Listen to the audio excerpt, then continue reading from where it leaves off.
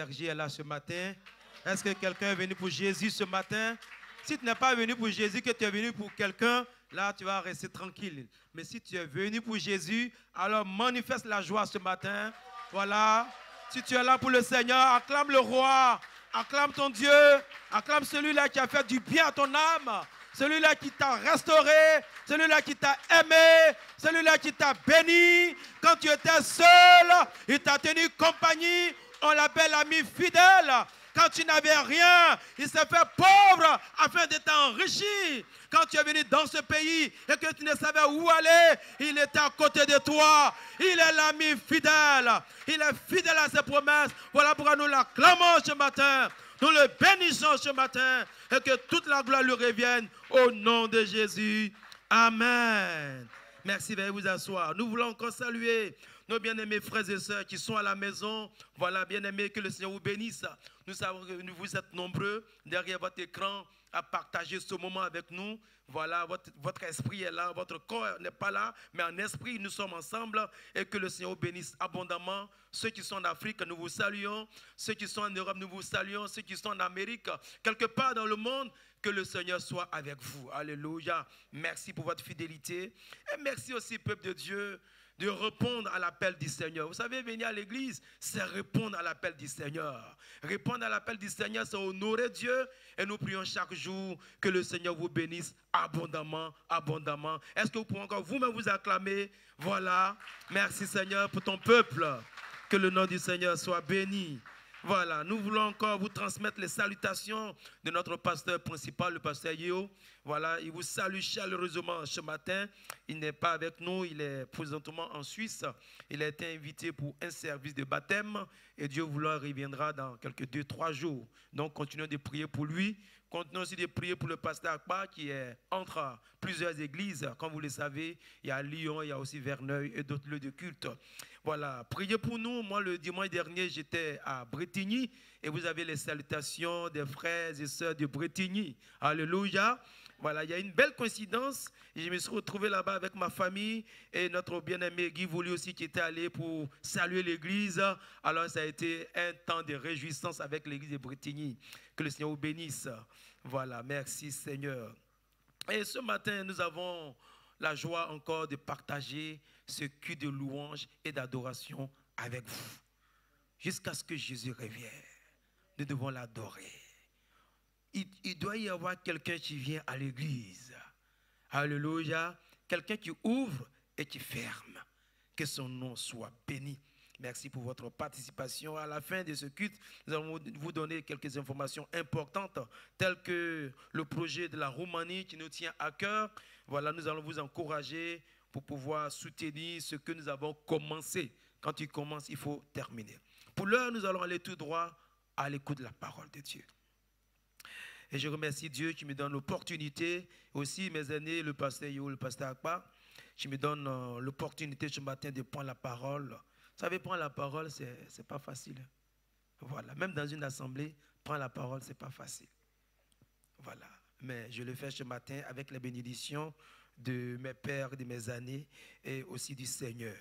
Nous allons prendre dans Genèse le chapitre 3, le verset 1 au verset 8. Exode 3.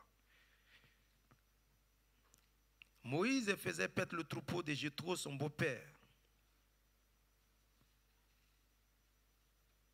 Sacrificateur de Madian, et il mena le troupeau derrière le désert et vint à la montagne de Dieu à Horeb. Verset 2.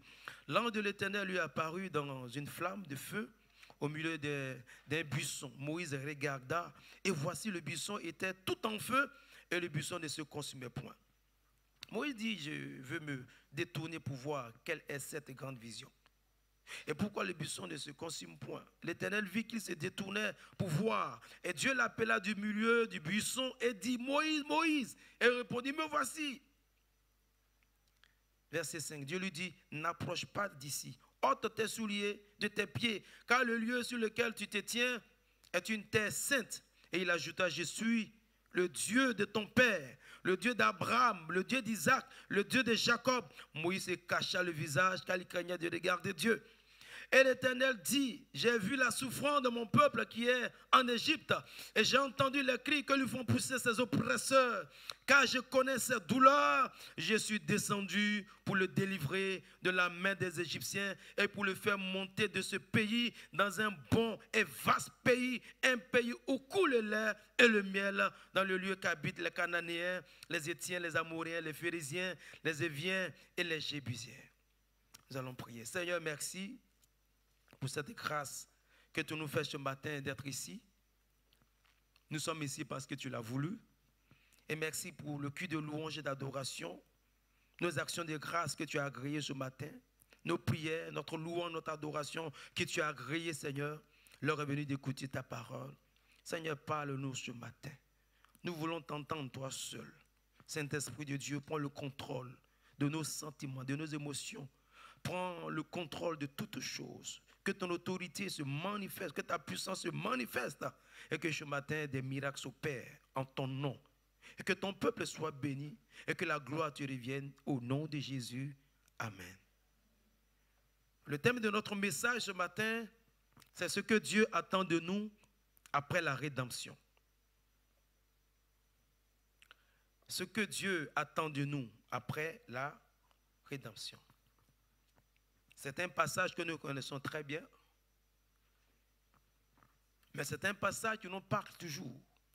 Dieu ne cesse de nous parler à travers les Écritures. Et comme vous le savez, c'est l'histoire des enfants d'Israël qui étaient esclaves en Égypte pendant 430 ans dans la main de Pharaon. Ils ont essayé par tous les moyens de s'en sortir, n'ont pas pu. Mais lorsque le temps de Dieu est arrivé, lorsque le temps de Dieu est accompli, Dieu est descendu pour délivrer son peuple de la main de Pharaon. Apparemment, c'était une chose impossible. Et au verset 8 ici, Dieu dit à son serviteur Moïse, il dit, j'ai vu la souffrance de mon peuple. J'ai entendu ses cris. Je connais sa douleur. Et je suis descendu pour le délivrer de la main des Égyptiens. Mais comment Dieu va délivrer ce peuple de la main des Égyptiens? L'Égypte étant la première puissance du monde en son temps. Une nation armée avec un roi qui était considéré comme un dieu. Les pharaons étaient comme des dieux. Mais comment Dieu va délivrer ce peuple de la main des pharaons? Je suis descendu pour le délivrer. Et le premier moyen que Dieu va utiliser pour délivrer son peuple, c'est dans Exode, le chapitre 12, le verset 3 à 6. Quand Dieu veut agir, il utilise toujours des moyens. Le premier moyen qu'il utilise ici, dans Exode 12, 3 à 6, il dit à Moïse, parlez à toute l'assemblée d'Israël et dites, le 10e jour de ce mois, on prendra un agneau pour chaque famille, un agneau pour chaque maison. Et au verset 6, il dit, vous le garderez jusqu'au 14e jour de ce mois, et toute l'assemblée d'Israël l'immolera entre les 2 soirs. Alors, le premier moyen par lequel Dieu va libérer son peuple, Dieu va délivrer son peuple, c'est par le sacrifice d'un agneau. Un agneau, le sacrifice d'un agneau a suffi pour que Pharaon capitule. Et lui-même va demander aux enfants d'Israël, sortez, allez-y. Le deuxième moyen que Dieu va utiliser, qui sera l'objet de notre réflexion, nous allons tirer une conclusion, c'est le sang de l'agneau. Exode 12, le verset 7. Il dit, on prendra de son sang, parlant bien de l'agneau, et on le mettra sur les 2 poteaux et sur les linteaux de la porte des maisons où on le mangera. Donc, on prendra l'agneau, on va le sacrifier, qui est le premier moyen.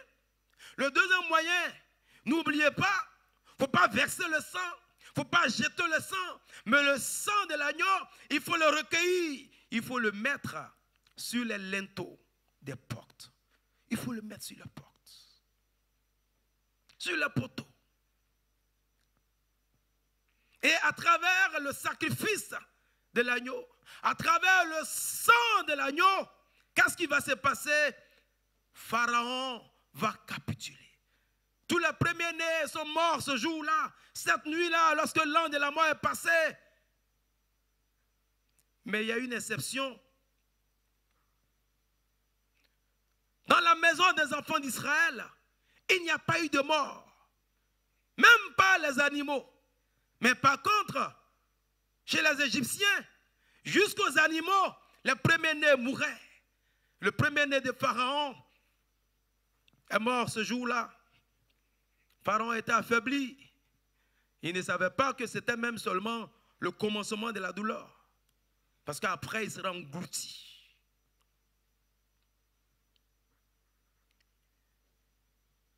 Au verset 13, il dit, c'est Dieu qui dit, le sang vous servira de signe sur les maisons où vous serez. Il dit, je verrai le sang et je passerai par-dessus vous. Il dit, il n'y aura point de plaies qui vous détruisent quand je frapperai le pays d'Égypte. Quand l'ange de la mort devait passer, il ne regardait pas qui avait un bon comportement dans la maison, qui avait un mauvais comportement dans la maison. Dès qu'il voyait le sang sur la maison, alors toute la maison était protégée et l'ange de la mort passait outre.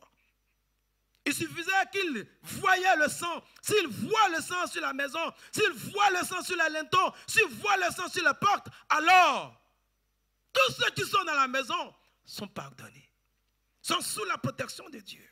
Et l'ange de la mort passait outre. Mais quand il arrivait et qu'il voyait une maison où il n'y avait pas de sang, alors il rentrait là et les premiers-nés tombaient subitement et ils mouraient. Parce que le sang qui était sur la maison avait pour but de la protéger, de la couvrir. Et le sang qui était sur la maison, ce n'est pas eux qui plaidaient, mais le sang plaidait en leur faveur. Bien-aimés, ça veut dire qu'il y a la vie dans le sang.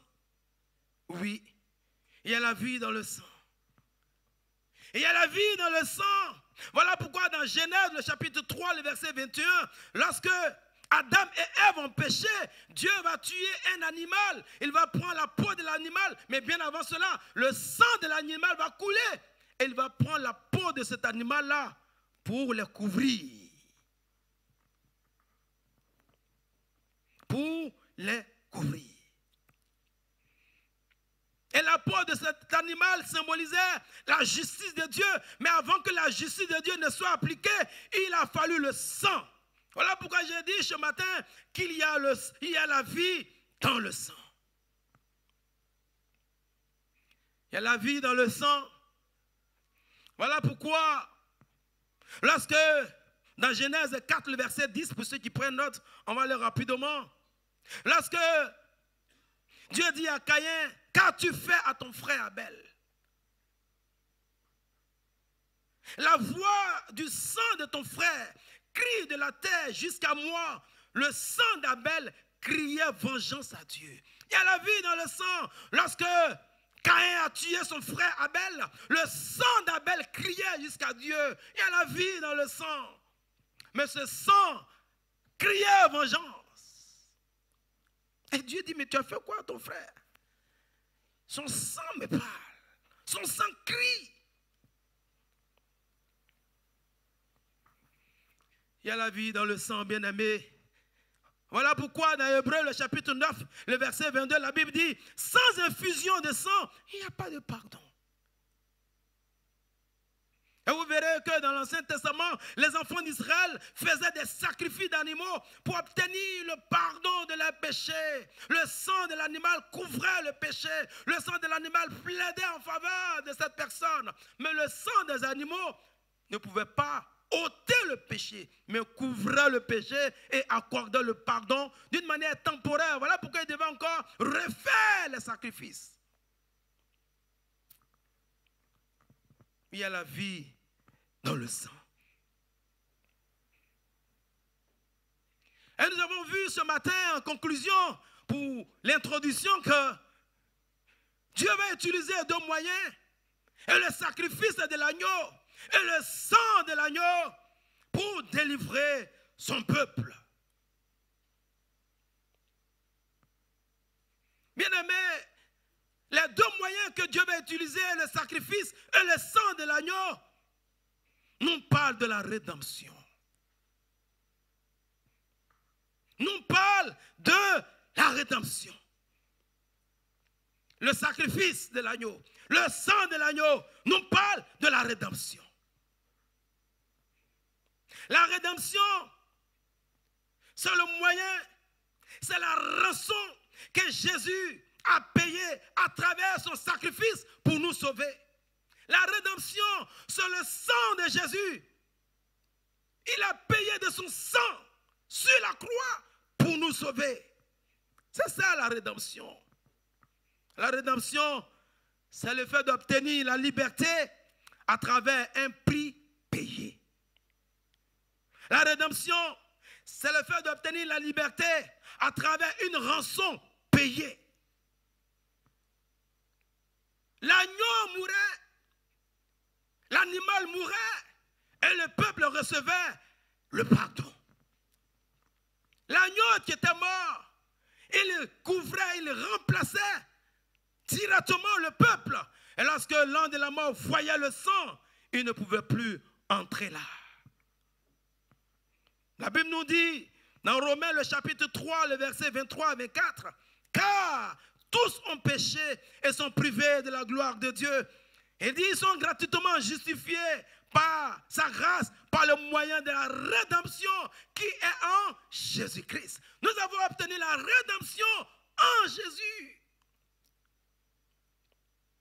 Nous étions esclaves. Cela est très important, bien-aimés. Nous étions esclaves. Comme les enfants d'Israël étaient esclaves en Égypte pendant 430 ans. Nous étions esclaves entre les mains de Satan, le pharaon de ce monde. Et il n'y avait point de libération. Il n'y avait pas d'autre moyen pour nous libérer. Mais Dieu, l'Éternel Dieu, le Créateur Dieu, il a eu compassion de nous et il a envoyé Jésus comme l'agneau qui vient pour ôter le péché du monde, qui vient pour se faire sacrifice pour nous. Afin qu'à travers son sacrifice à la croix, nous soyons sauvés.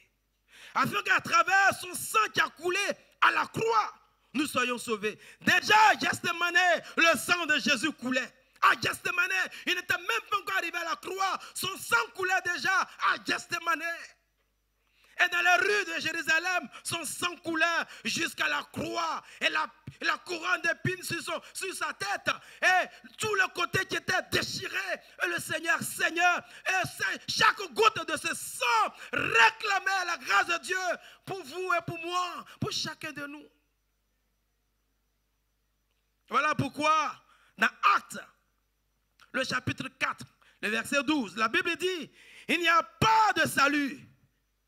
Il dit, il n'y a de salut en aucun autre, car il n'y a sous le ciel aucun autre nom qui a été donné parmi les hommes par lequel nous devions être sauvés. Non. Le seul sacrifice qui pouvait sauver l'humanité, c'est le sacrifice de l'agneau, la personne de Jésus. Voilà pourquoi lorsque Jean-Baptiste l'a vu, il dit, voici l'agneau de Dieu qui ôte le péché du monde. Nous étions esclaves et Jésus par son sacrifice, Jésus par son sang, il nous a rachetés. Nous obtenons la rédemption à travers son œuvre. Ah oui, les enfants d'Israël, ils ont été délivrés grâce à l'action, grâce au sacrifice, grâce au sang de cet agneau. Voyez-vous, l'accomplissement de ce qui s'est passé dans l'Ancien Testament, dans le Nouveau Testament. C'est la même manière. Ce sont les mêmes règles. Mais cette fois-ci, c'est Jésus lui-même. Dieu fait chair. Que son nom soit béni. quelles que soient tes bonnes œuvres, quels que soient tes bienfaits, il n'y a que Jésus seul pour que tu sois sauvé. Lui seul. Même si tu n'as rien fait, tu ne peux pas être sauvé. Même si tu n'as jamais péché, tu ne peux pas être sauvé. Et Jésus a dit à ce jeune homme, vends tout alors et suis-moi. Parce qu'il dit qu'il a accompli la loi. Il dit qu'il a observé tous les commandements de la loi. Jésus dit, mais super, pas de souci. Puisqu'il avait demandé au Seigneur, qu'est-ce que je dois faire pour être sauvé? Jésus lui dit, vas-y cette fois-ci et vends tous tes biens et suis-moi. La Bible dit qu'il est retourné tout triste. L'homme ne peut pas être sauvé en dehors de Jésus. Aucune religion ne peut sauver quelqu'un. Aucun leader ne peut sauver quelqu'un. Aucun autre moyen ne peut sauver quelqu'un. Nous obtenons la rédemption uniquement en Jésus, à travers son sacrifice et à travers son sang. Rien d'autre. Aucun autre moyen ne pouvait sauver les enfants d'Israël. Pendant 430 ans, ils ont tout essayé. Ils étaient toujours esclaves. Mais il a fallu un agneau. Un agneau. Jésus est l'agneau de Dieu. Jésus est l'agneau de Dieu. Et à travers son sacrifice, et à travers son sang, mais ils étaient dans la maison, ils se demandaient, mais attends, donc papa, si on reste dans la maison ici, rien ne va nous arriver, parce qu'on entend des pleurs. Non, rien ne va nous arriver. Mais pourquoi? Les autres, ils pleurent. Oui, mais il y a le sang sur la maison. Un agneau a été sacrifié. Les enfants, maman, j'ai peur. Non, tu n'as pas vu le sang que papa a mis sur les portes.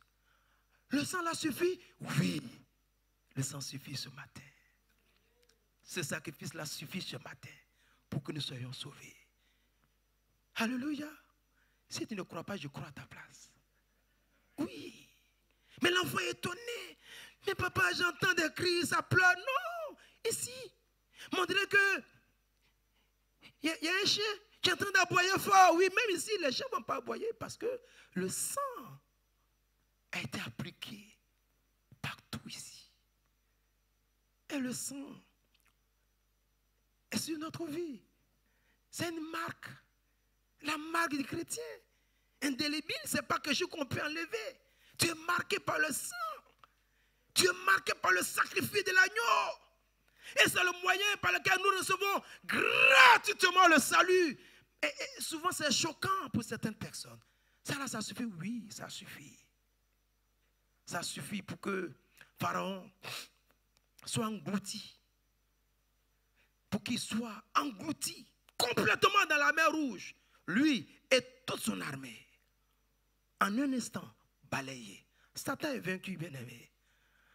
À travers le sang de Jésus, à travers le sacrifice de Jésus, Satan n'a aucun pouvoir sur les enfants de Dieu.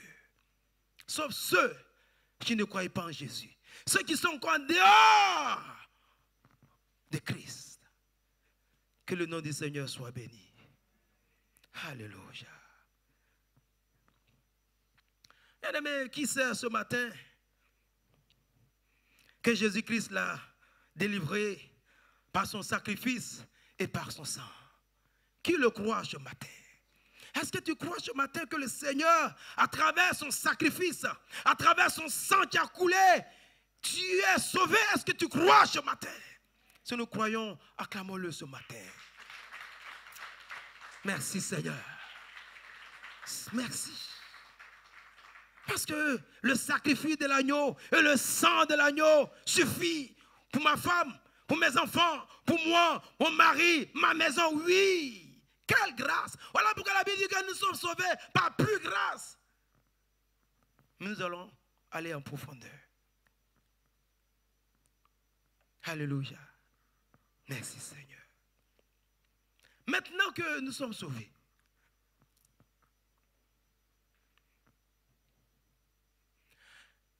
qu'est-ce que Dieu attend de nous en retour?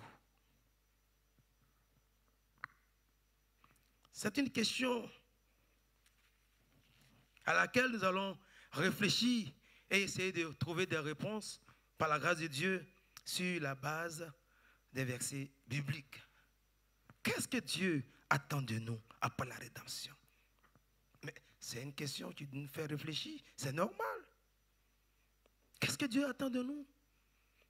Après avoir payé la rançon, par le sacrifice, par le sang, après avoir payé un si grand prix, qu'est-ce que Dieu attend de toi et de moi? Mais il faut bien expliquer pour que nous puissions mieux comprendre et essayer de répondre ensemble. Après avoir sauvé les enfants d'Israël, regardez la puissance que Dieu a manifestée à travers l'agneau. Maintenant que Pharaon est englouti, maintenant que l'ennemi est vaincu, et pourquoi Dieu ne prend pas les enfants d'Israël, ma fille, et puis les envoie directement à Canaan? Et il nous a sauvés. Et nous sommes aujourd'hui son peuple. Mais pourquoi nous sommes encore sur la terre? Pourquoi le peuple se retrouve dans le désert? Mais Dieu fait des efforts. Il ouvre la mer Rouge. Bon, ouvrir la mer Rouge, là, c'est ça qui est difficile, ou bien c'est traverser le désert? Dieu ouvre la mer Rouge et le peuple traverse. Mais le peuple se retrouve dans le désert. Mais le plus difficile était fait. Après la rédemption, pourquoi le chrétien est encore sur la terre? Pourquoi nous sommes ici encore sur la terre? Mais, voyez comment ça fait réfléchir. Le plus grand prix a été payé. Mais le Seigneur pouvait nous enlever directement. Il pouvait nous envoyer tout de suite au ciel. Il pouvait les envoyer à Canaan. Mais ils sont rachetés et ils se retrouvent quelque part. Dans le désert. Pourquoi nous sommes encore sur la terre? Mais pourquoi nous sommes ici? Ils sont dans le désert, mais papa, ils pourront nous faire traverser. Vous dites qu'on va à Canaan, Moïse, c'est ça? Oui, on va à Canaan, le pays où coule le lait, mais ils pouvaient faire ça en même temps. Après la rédemption,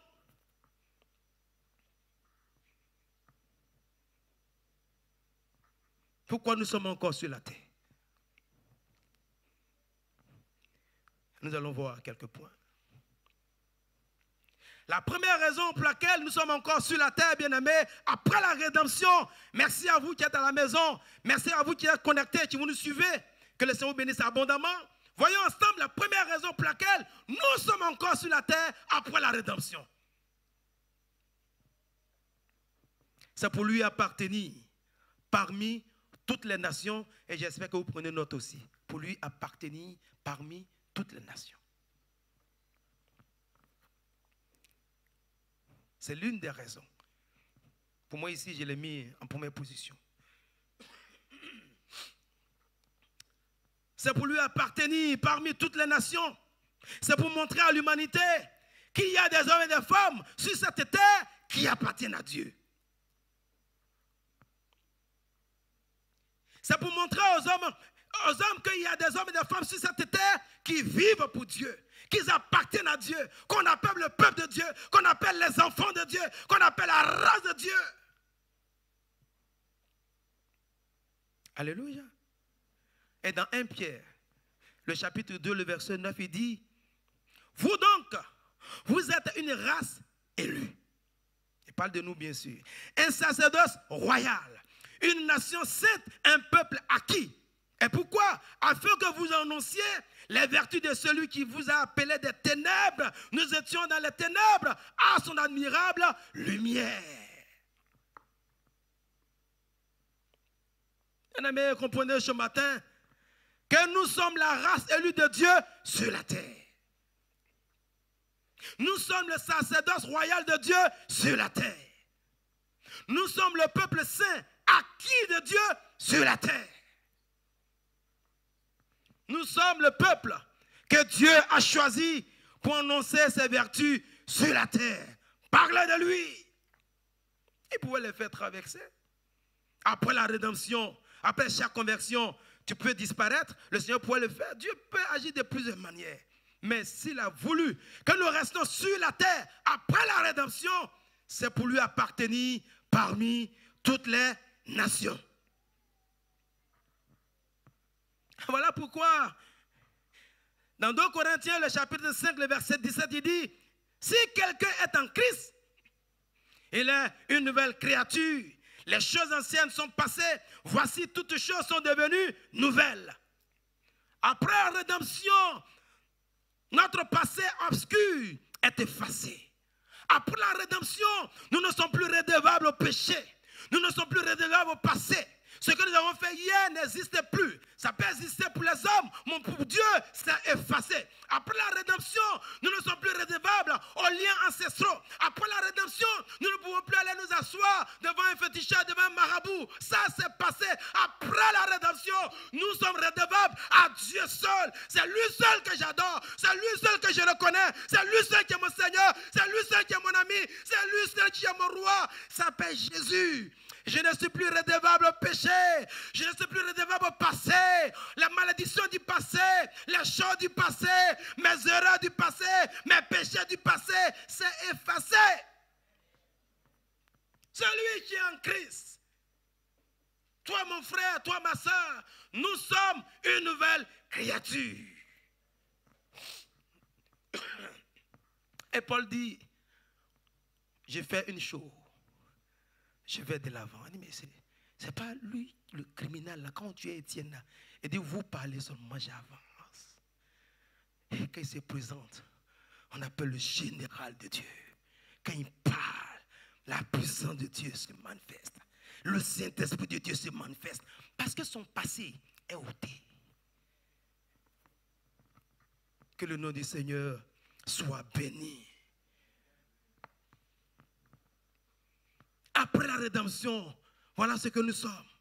Dans Marc, le chapitre 3, le verset 14, il dit, il en établit 12 parmi, il établit 12 pour les avoir avec lui. Et le mot les avoir ici, c'est avec le pasteur Io, j'ai compris le sens après. Pour les avoir avec lui. Au-delà du fait qu'il les a appelés pour être ses serviteurs, pour être ses disciples, pour être les apôtres, mais le plus important pour Dieu, c'est les avoir avec lui. Le Seigneur nous a sauvés pour nous avoir avec lui. Au-delà de la bénédiction, au-delà de ce qu'il fait pour toi, le plus important pour Dieu, c'est de t'avoir avec lui. Nous avoir. Oui, Pierre, tu vas prêcher, mais le plus important, tu es pour moi. Tu es ma chose. Tu es mon fils. Tu es ma fille. Alléluia. Les avoir. Le Seigneur a payé un si grand prix. Ce n'est pas pour nous perdre. Non. C'est pour nous avoir avec lui. Et désormais,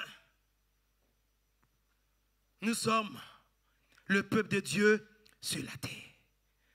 Là où tu habites, tu es le peuple de Dieu sur la terre. Tu représentes Dieu là-bas. Oui, là où tu travailles. C'est-à-dire, nous sommes des représentants de Dieu partout où nous sommes, partout où nous allons. Alléluia. Quand il nous a sauvés, après la rédemption, il pouvait nous faire partir au ciel. Il pouvait les faire traverser le désert. Mais dans ce désert, le Seigneur les a mis dans ce désert pour lui appartenir. Pour dire au monde entier, parmi toutes les races, il y a ma race. Parmi toutes les nations, il y a ma nation. Il y a mes enfants. Alléluia. Et voilà pourquoi dans le désert, lorsque les enfants d'Israël, ils disaient à Moïse qu'ils veulent retourner en Égypte parce qu'ils avaient faim et soif. Ils voulaient manger la viande. Ils voulaient manger les carottes, les concombres, ça leur manquait. Et par moments, ils disaient à Moïse qu'ils voulaient retourner en Égypte. Bien-aimés, comprenez ce matin que retourner en Égypte était impossible. Non, c'est impossible. C'est impossible. Voilà pourquoi ils sont morts. Tous morts, excepté Josué et Caleb et la nouvelle génération à partir de 19 ans. Tout le reste sont sauvés. Hey, ils veulent retourner en Égypte. Et on a faim. Nous avons soif. C'est vrai. C'est vrai que vous avez faim et soif, mais l'idée de retourner en Égypte est incompatible pour le plan de Dieu. C'est inconcevable pour Dieu. C'est impossible. C'est inacceptable. Vous avez faim, c'est vrai, mais l'idée de retourner en Égypte, non, c'est inacceptable. Dieu ne peut pas accepter ça. L'idée de retourner en Égypte, c'est toucher l'interdit de Dieu. Ils avaient faim, ils avaient soif, ils avaient des problèmes. C'est vrai, et tu as tes réalités, mais l'idée de retourner en Égypte, l'Égypte n'est pas une solution pour l'enfant de Dieu. L'idée de retourner en Égypte est incompatible avec le plan de Dieu pour toi, mon frère. Pour toi, ma soeur, l'idée de retourner en Égypte ne fait pas partie du plan de Dieu, c'est impossible. C'est vrai que nous avons des réalités, nous avons des problèmes, nous traversons des... C'est vrai, ça c'est pas faux. Oui, dans le désert, ils avaient aussi les mêmes réalités. C'est pas faux. Mais retourner en Égypte, c'est inconcevable pour Dieu. Alléluia. C'est inadmissible. C'est inadmissible. Oh, que le Seigneur nous aide ce matin. Traversons des réalités, c'est vrai. L'Égypte, c'est le monde. Non. Tu ne veux pas retourner en Égypte. Non. Tu ne peux pas. Non, non. Il nous a sauvés, c'est pour nous avoir avec lui. Alléluia. C'est pour que nous soyons avec lui. Tu as ta place ici. Alléluia. Mais chaque enfant est dans sa famille, non? Les enfants, quand ils ne sont pas au parc, ils sont dans leur maison, dans leur famille. Ta place ici. Alléluia. Je ne connais pas les réalités que tu vis, la situation que tu traverses. Mais sache ce matin, bien-aimé, que l'idée de retourner en Égypte ne fait pas partie du plan de Dieu pour le salut pour toi. L'idée de retourner en Égypte n'est pas une bonne idée. Quelle que soit la situation que tu traverses. Retourner en Égypte, retourner dans le monde. Et Dieu parle à quelqu'un ce matin. Le monde n'est pas une solution pour toi. L'Égypte n'est pas une solution pour toi. J'ai faim, oui. J'ai soif, oui. Mais c'est inadmissible, inacceptable. Tu ne peux pas retourner en Égypte. Car Dieu nous a sauvés, c'est pour nous avoir avec lui. Et la faim, oui. C'est pas grave. Même si tu as faim, mais reste là. Et voilà pourquoi, lorsque les deux disciples qui retournaient à Emmaüs, le Seigneur leur a apparu. Il a parlé avec eux. Ils sont retournés à Jérusalem. Jérusalem, c'est ici. C'est la maison de ton Père. C'est le lieu où on invoque le nom de ton Dieu. Où on l'adore. Où on se prosterne devant lui. Où on chante en son honneur. Que le Seigneur nous aide ce matin. Alléluia. C'est une mauvaise idée. L'idée de retourner en Égypte.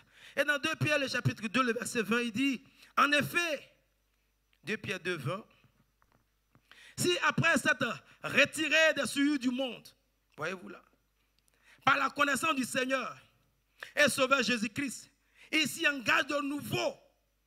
Quand tu as été sauvé, puis tu retournes encore. Et c'est ce qu'il dit. Ils sont vaincus.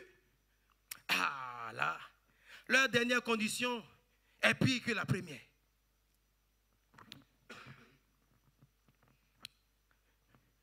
Dans Luc, le chapitre 9, le verset 62, Jésus dit, Jésus lui répondit, quiconque met la main à la charrue et regarde en arrière n'est pas propre au royaume de Dieu. C'est simple. Hein? La vie chrétienne, c'est pour la mort. Jusqu'à la mort. Alléluia. Jusqu'à la mort. Et jusqu'à la mort. Celui qui met la main à la charrue et qui regarde en arrière, qui regarde en Égypte, ah, les concombres de l'Égypte, ah, les carottes de l'Égypte, ah, quand je n'étais pas converti, je n'avais pas les problèmes. Depuis que je suis allé à l'église, et j'ai des problèmes, et Dieu te parle ce matin. L'Égypte n'est pas une solution. Même si tu as des problèmes, reste dans ma maison. C'est là que je t'ai déposé. C'est là que je viendrai te trouver. Et je te prendrai. Tous ceux qui ont flirté avec l'Égypte, qui voulaient retourner en Égypte, sont tous morts.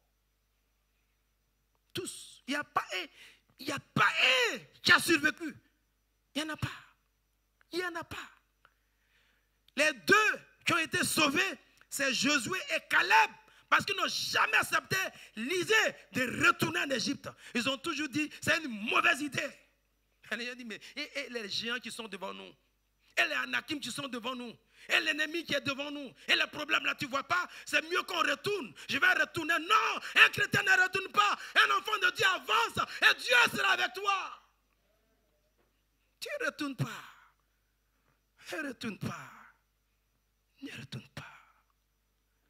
Ne retourne pas. Tu sais que Dieu te parle. Alléluia. Merci Seigneur. Nous allons voir le deuxième point. Et pourquoi nous sommes encore sur la terre après la rédemption? Qu'est-ce que Dieu attend de nous? Et je reviens à mes bien-aimés, comme je le disais ce matin. Ici, c'est pour le louer et pour l'adorer. Amen. Oui, oui.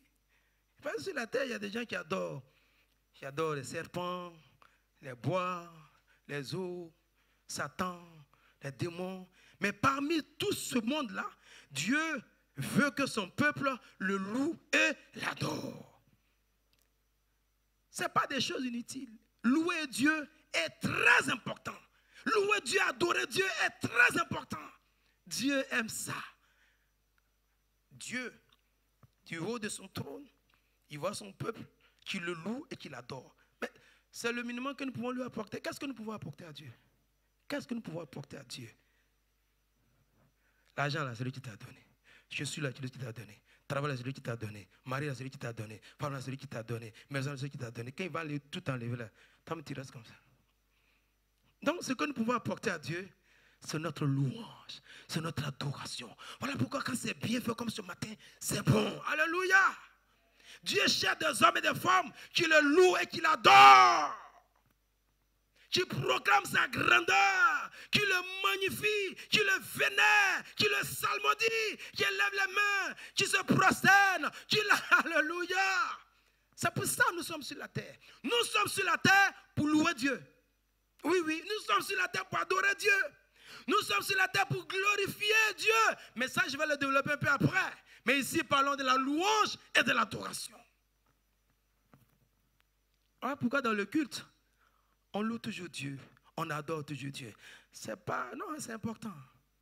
C'est important. Et David louait Dieu à tout instant. Il adorait Dieu à tout instant. Il chante Dieu à tout instant. Il danse pour Dieu. Il magnifie Dieu. Il glorifie Dieu. Il adore Dieu. Alléluia. C'est pour ça que nous sommes sur la terre. Mais si tu ne sais pas chanter, Jésus même a chanté. Avec tes mots. Seigneur, je te bénis. Chante comme tu le sens dans ton cœur. En priant, loue-le, chante-le, adore Dieu à tout instant. C'est pour ça que nous sommes là. Après la rédemption, nous sommes sur la terre pour louer Dieu, pour adorer Dieu. Alléluia. Mais voyez dans Genèse, non, Exode, le chapitre 5, le verset 1, il dit, Moïse et Aaron se rendit ensuite auprès de Pharaon et lui dit, ainsi parle l'Éternel, le Dieu d'Israël, laisse aller mon peuple pour qu'il me célèbre où? Au désert. Même dans le désert, il y avait la nécessité de louer Dieu, d'adorer Dieu. Et nous qui sommes dans des bâtiments, nous qui avions tout ce qu'il faut, et les micros et tout ça. Avant, ils n'avaient pas tout ça. Mais louer Dieu, ils adoraient Dieu. Louer Dieu, adorer Dieu est une exigence spirituelle. Le peuple de Dieu, nous sommes sur cette terre pour louer et adorer Dieu. Et dans le psaume 22, comme je l'ai introduit un peu ce matin, le verset 3, il dit, tu es saint, tu sièges au milieu des louanges d'Israël. Dieu ne siège nulle part d'autre que dans la louange de son peuple. Parce que c'est là qu'il est glorifié, c'est là qu'il est exalté. C'est là qu'on l'adore. Dieu siège dans la louange, Dieu siège dans l'adoration de son peuple. C'est comme un parfum de bonne odeur qui monte vers lui et qui lui fait du bien. Même Satan qu'on appelle Lucifer, là, Satan, qu'elle a appelé encore Lucifer, mais son travail c'était l'adoration. Les anges adorent Dieu à tout instant. Si Dieu ouvre ton esprit et il te montre, il te fait entendre un cantique d'un ange, oui, comme un parfum de bonne odeur. Alléluia. Voilà pourquoi venir à l'église est très important. Parce que c'est le lieu où les enfants de Dieu se retrouvent et se rassemblent. Et ensemble, nous adorons Dieu. Nous adorons Dieu toute la semaine, individuellement. Mais le dimanche, c'est un jour choisi. Parce que c'est ce jour-là, Jésus est ressuscité. Nous nous retrouvons le dimanche ensemble et nous adorons le Seigneur. Et nous louons le Seigneur. Cela est très important. Pendant le culte du dimanche, tout doit être centré sur la louange et l'adoration. Les chants, les cantiques, louange et adoration. Les dîmes et les offrandes, c'est pour louer et adorer Dieu. Tout ce que nous faisons dans le culte, c'est pour louer et adorer Dieu. Nous écoutons sa parole pour suivre ses instructions. Alléluia. Que le nom du Seigneur soit béni. Et vous avez remarqué que nous élevons un en un la voix. C'est pour louer et adorer Dieu. Cela est très important. Et il y a aussi les témoignages. Les témoignages de bienfaits. Pour ce que Dieu fait pour nous. Et nous racontons ses bienfaits. C'est juste pour le louer et pour l'adorer. Dans Jean le chapitre 4, le verset 24. Jésus dit, Dieu est esprit. Et il faut que ceux qui l'adorent en esprit et en vérité. Est-ce que Dieu peut trouver ce matin parmi nous des hommes et des femmes qui veulent l'adorer en esprit et en vérité? Est-ce que quelqu'un parmi nous ici ce matin veut dire au Seigneur, tout le reste de ma vie sur cette terre, je vais te louer et t'adorer? Bien aimé, c'est la raison pour laquelle nous sommes sur la terre. Louer et adorer Dieu. Voilà pourquoi quand ça doit être bien fait. Bien fait. Parce que Dieu siège dans la louange, dans l'adoration. Dieu aime quand les hommes se prosternent devant lui. Et ils reconnaissent sa souveraineté, sa divinité. Et Salomon dit, les cieux et les cieux des cieux ne peuvent te contenir. Car notre Dieu, il est le Dieu redoutable. Mais ce Dieu redoutable, qu'est-ce que nous pouvons lui offrir si ce n'est notre louange et notre adoration? Après la rédemption, pourquoi nous sommes encore sur la terre? Allons, troisième point, rapidement. Et cette fois-ci, je dirais, c'est pour glorifier Dieu. Je vais un peu plus loin. C'est pour glorifier Dieu. Lisons ensemble 1 Corinthiens, le chapitre 6, le verset 20.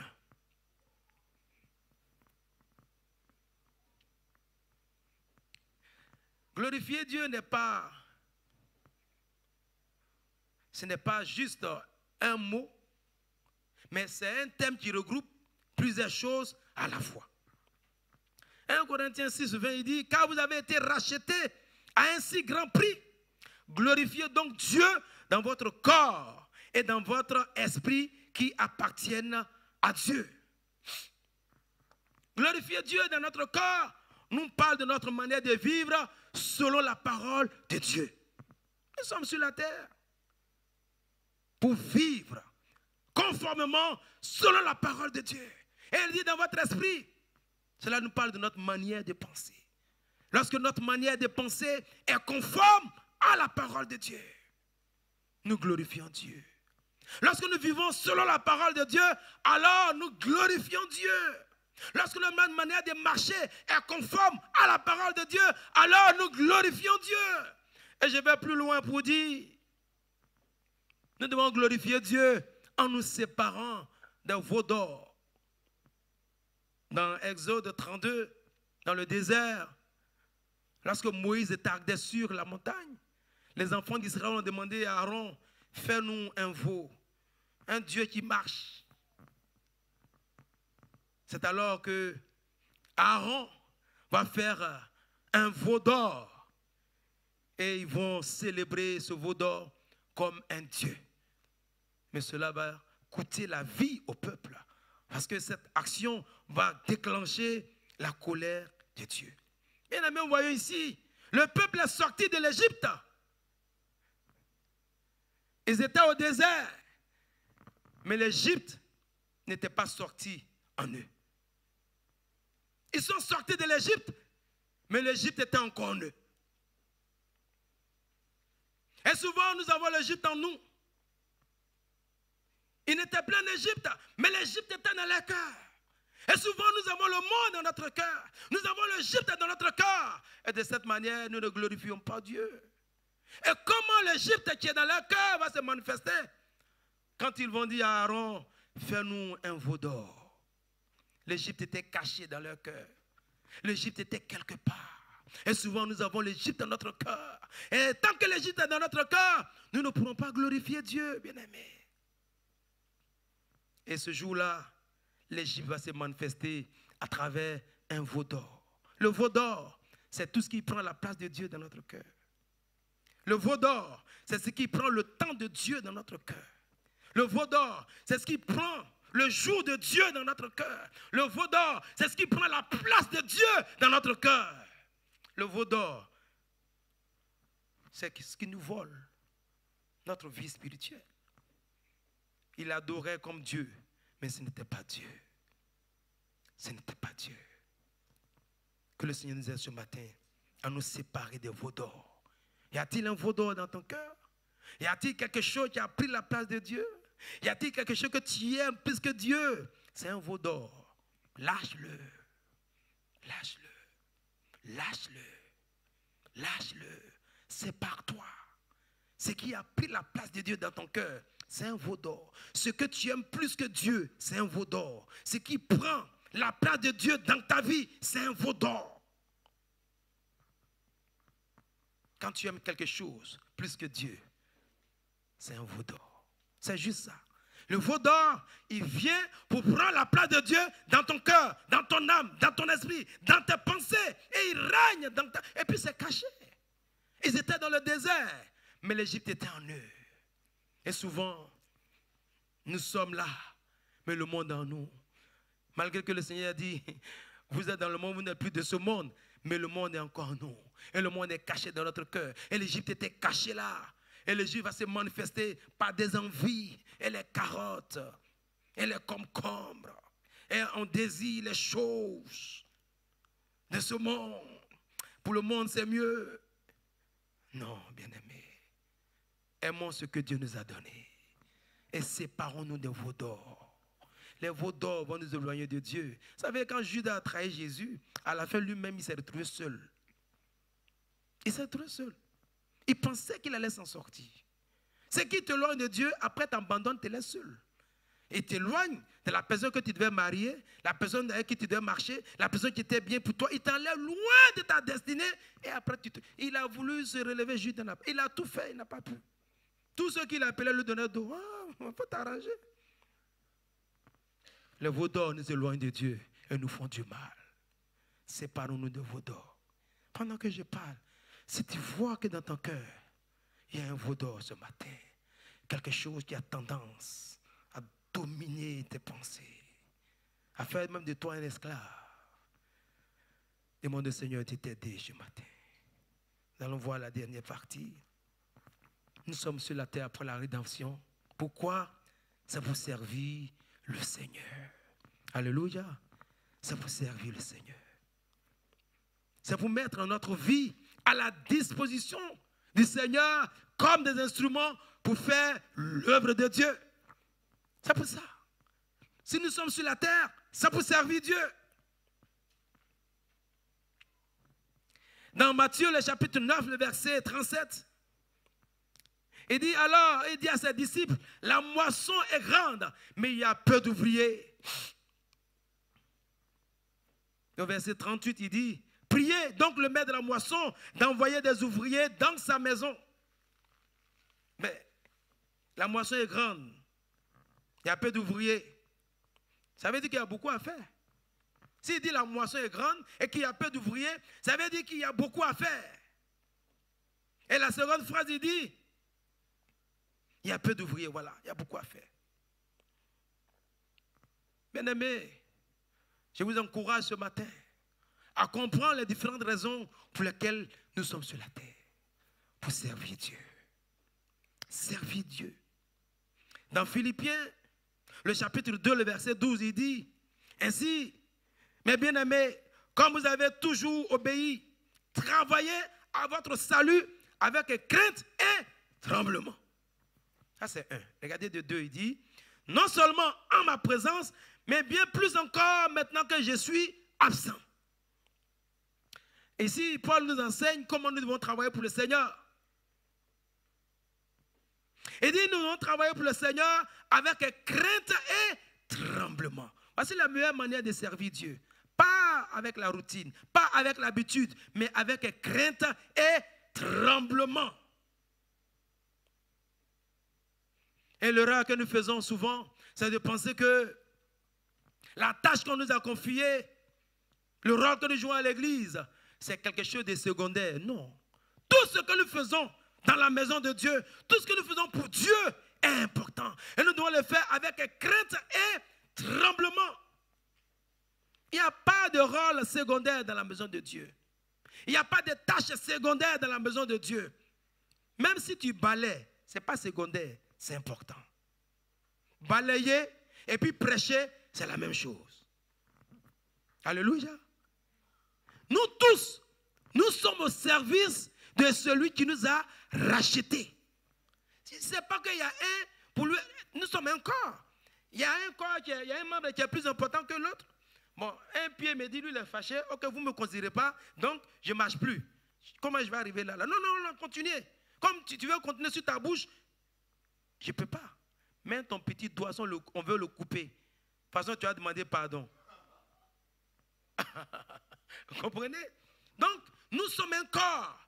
Même si nous n'avons pas le même rôle, mais c'est pour le même but. Alléluia. C'est pour le même but.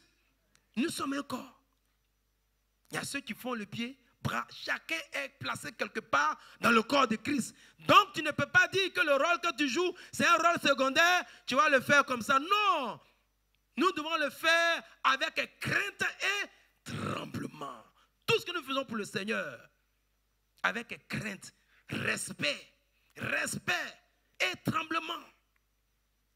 Même si tu comptes seulement, tu écris seulement, tu ouvres seulement la porte, le peu que tu fais, fais-le avec considération. Alléluia. Avec crainte et tremblement.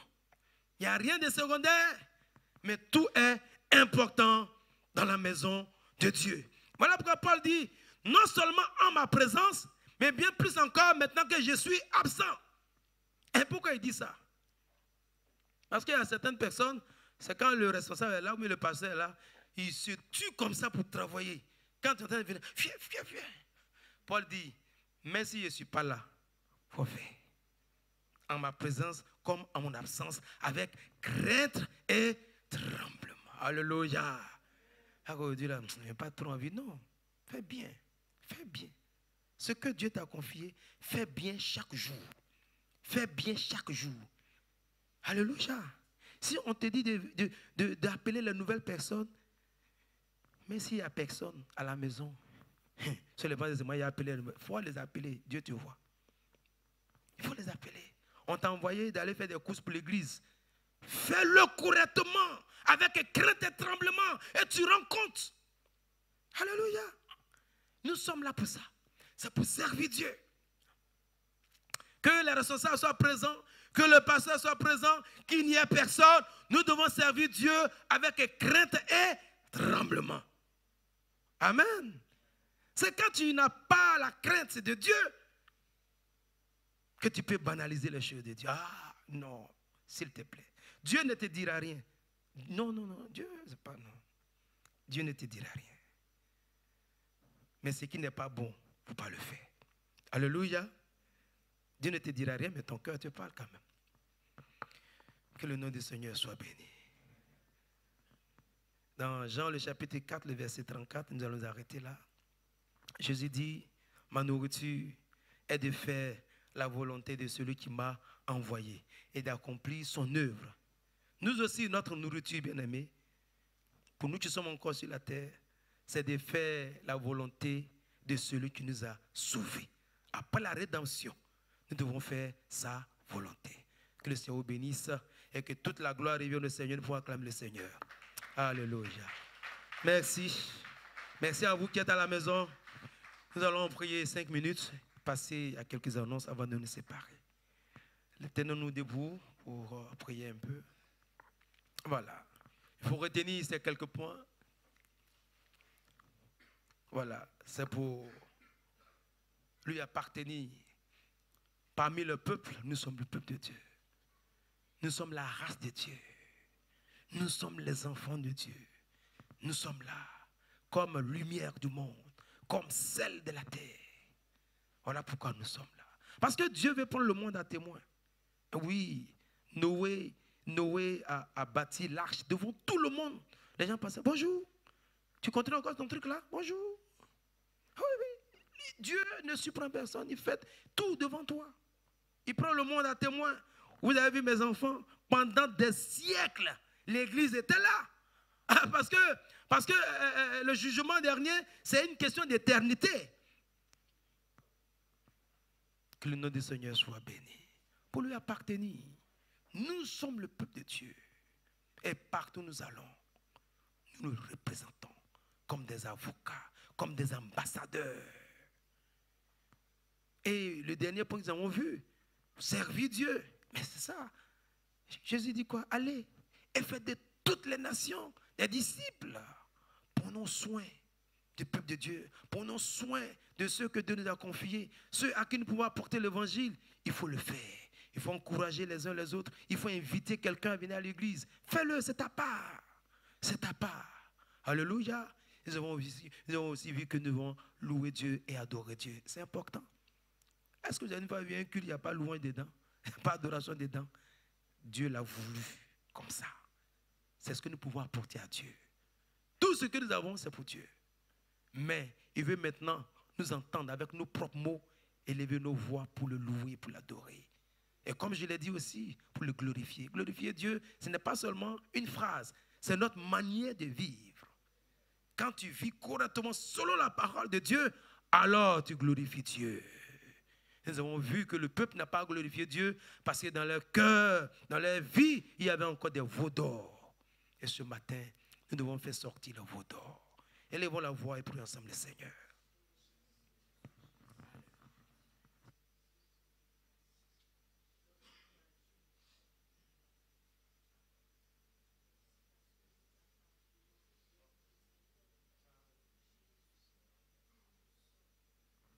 Alléluia. Merci Seigneur. Merci Seigneur. Merci Seigneur. L'idée de retourner en Égypte, le Seigneur te dit ce matin, c'est inconcevable. Lorsque l'enfant prodige a essayé, il ne s'est pas bien senti, il a regretté. Parce que la place de tout enfant est dans la maison du Père. C'est inconcevable le monde. C'est inacceptable le monde. Non. Le Seigneur nous a sauvés. Ce n'est pas pour nous perdre. Ce n'est pas pour que tu retournes encore. Tu ne peux plus aller t'asseoir devant un féticheur, devant un marabout. Tu ne peux plus aller négocier ton statut. Non, ton statut est déjà réglé, est dans la main de Dieu. Ta vie est déjà dans la main de Dieu. Tu n'as pas à t'inquiéter. Même si tu as faim et soif de quelque chose, sois patient. Dans le désert, il y a ceux qui avaient faim, il y a ceux qui avaient soif. Il y a même des enfants qui avaient faim, qui avaient soif. Dieu voit toutes choses et Dieu sait pourquoi. Il sait pourquoi il retard certaines choses. Il sait pourquoi il permet certaines choses. Il voit ta faim. Il voit ta soif. Tu as faim de quelque chose. Tu as soif de quelque chose. Dieu voit. Dieu voit. Dieu voit. Il sait pourquoi il nous a mis dans le désert. Il sait pourquoi il voit. Il sait pourquoi il voit, il ne dit rien. Il sait pourquoi. Mais surtout, il attend ta réaction. Quelle est ta réaction ce matin? Si notre réaction n'a pas été bonne, demandons pardon au Seigneur. Alléluia. Aide-nous, Seigneur, ce matin. Au nom de Jésus.